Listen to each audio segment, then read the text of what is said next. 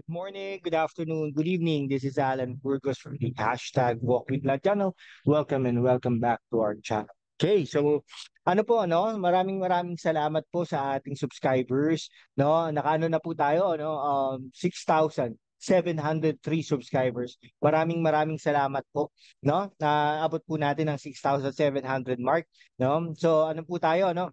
Um, ang journey po natin ngayon ay road to 6,800, no? Ewan ko kung kailan po natin maabot yan, pero hopefully, no, maabot po natin yan within the month or less than this month.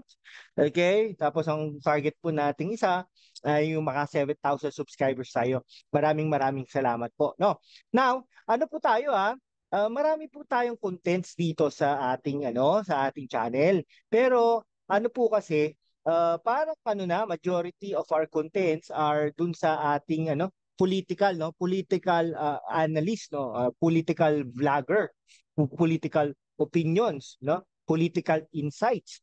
Okay, so pag-aralan natin itong mga ito, no? Dapat kasi guided and educated tayo sa mga nangyayari sa ating bansang Pilipinas. Okay? Ano po tayo ha? Yan. Tapos ang ano po natin diyan ay ito, ang pag-uusapan po natin ngayon ay yung komento ni Bato de la Rosa. Mm, ang sarap ng kape. Yung si Bato de la Rosa po ay isang senador. Okay? Now, naging chief of police po yan ni dating Mayor Rodrigo Roa Duterte, no? Na dati rin nating Pangulo ng Pilipinas. Okay?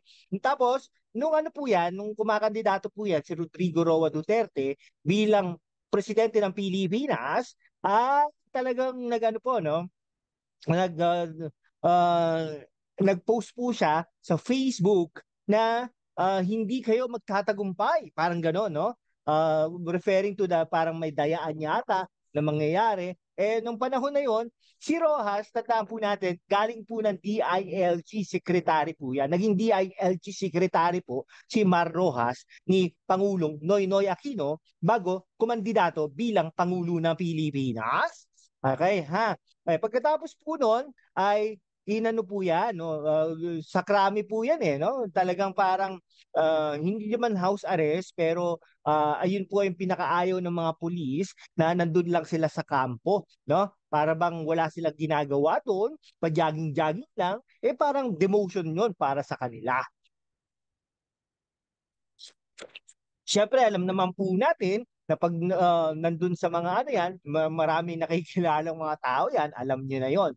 Pero anyhow, no? Pagkatapos po yan, nung nanalo po si Pangulong Rodrigo Roa Duterte, laban kila po, Binay, Rojas, etc., ay inappointaran niya po si Bato de la Rosa bilang chief of police niya, no? Siya po ang chief PNP kauna-unahan ni Mayor Rodrigo Roa Duterte na naging pangulo din natin. Okay, pagkatapos po niya magretiro ay inappoint niya po bilang hindi, bilang ano po, ano yung sa Bilibid Prison, no? Yeah, sa Bilibid Prison eh. Yung Bilibid Prison po ay under ng DOJ. Okay, so naging ano po yan, no? So, daming droga. Daming droga ang ginawa nila. Talagang parang gera po ang loob ng Bilibid. Okay, pagkatapos po noon, noong 2019, nung kalagitnaan ng termino ni Pangulong Rodrigo Roa Duterte, ay pinatakbo niya ito, no? Kasama si Bongo, si Tolentino, at saka si yung isang Muslim, no? Yung isang Muslim na kapanalig nila dati, bandang Mindanao. Mangudadato yata yun something like that, no? Pero ang hindi nanalo ay si Mangudadato, pero yung tatlo nanalo, no? Si Pato de la Rosa, si Bongo, at saka si Tolentino. Okay? Ngayon po, malapit, siyempre, si Kibuloy po ay isang taga Davao, no? Padpad lang yata sa Davao, pero lumaki na dyan, no, sa Davao. Pero Kapampangan po yan. Tingnan nyo naman sa kulay, di ba? Maputi. Okay? Kapampangan po yan, sabi niya. Hindi pala. Uh, Kaluguran, yan, no? So, naging Kapampangan po yan na napunta sa Davao na noong 1985 yata o 95 ay nagtayo ng relihiyon diyan sa Davao, no? Yung Kingdom of Jesus Christ, no? Now, after a couple of years, tinawag niya ang sarili niya the appointed son of God, no? Marami daw siyang nakikitang mga pangarap, kung nakikita niyo yung mga mananalo sa eleksyon, 'di ba? Inano niya si Gloria Macapagal Arroyo na nanalo o uupo bilang Pangulo ng Pilipinas, no, umupo nga na bilang Pangulo ng Pilipinas. Ang pumalpak siya yung kay Gibo Teodoro na nakita daw niya na si Gibo Teodoro ay magiging Pangulo ng Pilipinas, okay? Hindi niya po na ano, natalo po si Gibo Teodoro kay Noynoy Aquino. Alright. Ang ano po, naano na po naman daw niya, nakikita naman daw niya na si Pangulong Rodrigo Roa Duterte ay magiging Pangulo at si Sara Duterte din daw, no? Pero ito, ayan. Oh, ngayon, ang dami palang kaso ni Pastor Apollo Kibuloy, 'di ba? Sinabi ko naman po, kung jackpot ang mga abogado dito, no. Ang unang kaso niya ay doon sa Amerika, no, yung may alleged rape pa doon, yung pagdala ng mga pera, ganun. Hindi po natin alam kung may katotohanan itong mga ito. Okay? Kasi may mga nagrereklamo, no? At saka yung mga nagrereklamo, syempre alam nyo na, 'di ba? Now, eh tapos ang ano, meron din po siyang kinakaharap sa Senado, sa Kongreso, iniimbitahan po siya, no? Ang masaklap po nito ay si DOJ ay talaga namang pinapakasuhan na siya, no? Pinapakasuhan siya, no? Dadalhin diyan sa Pasig yung kaso, at saka sa Davao, dadalhin din dito sa Maynila. No, so, sa Pasig, no, hindi ko alam kung anong kaso 'yon, pero ang Pasig, alam naman natin, ang mayor diyan ay si Vico Soto. No, I do not know kung may influensya sa mga judges diyan, no. Something like that. Okay, pero syempre judge ang dyan, magdidinig diyan. Definitely, yung mga ganyan, non-bailable yan, sikat, no? Talagang ilalabas ang warrant of arrest diyan hanggang pagpiestahan ito, no? Something like that. Okay? So, ang ano po natin dyan ay talagang tutuluyan ito ng gobyerno, lalo na talagang nagsabi na si Pastor Apollo Kibuloy na mga masasakit na salita laban kay Bongbong Marcos. Nagtataka nga po ako biglang bumaliktad. Dahil po ang SMNI at si Pastor Apollo Kibuloy ay isa sa mga tumulong kay Bongbong Marcos. Ngunit ito po ang nangyari. Hindi natin po alam, no? Ang sinasabi po kasi nila Kibuloy, dapat nagkaroon man lang ng utang na loob. Pero syempre, ang utang na loob ay ano yan subjective yan, depende yan. Oo, depende yan sa tao. At saka kung tumulong ka naman ng kusa, hindi mo naman inaasahan na ibabalik sa iyo yung pagtulong na yun, no? Hindi naman ganoon, di ba? Oh, pero syempre, as Filipinos,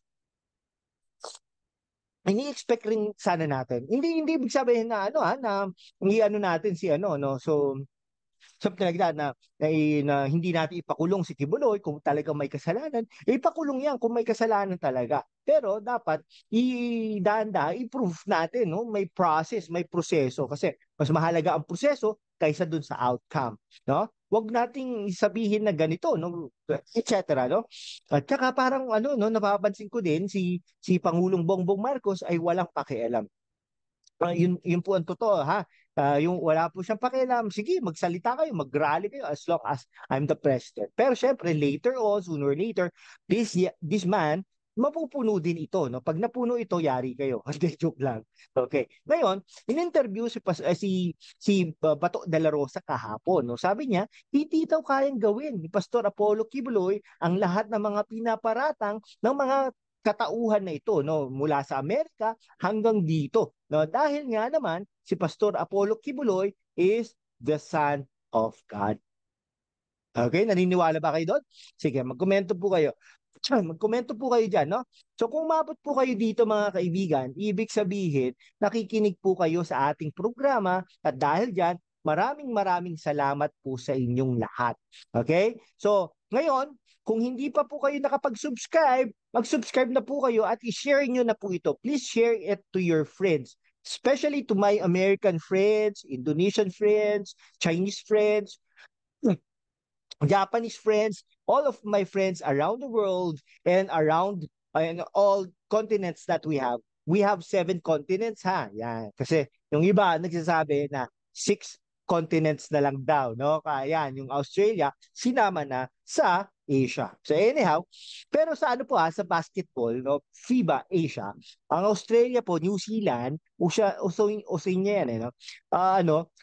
Nag-aano na po no, nandun na po sa FIBA Asia, nagkukumpit na po sila. Baka ganun po ang ibig sabihin ng ating mahal na Pangulo. Anyhow, hanggang dito na lang po mga kaibigan ko. Nag-enjoy po tayo sa conversation sa inyo. Sana kayo din po. No?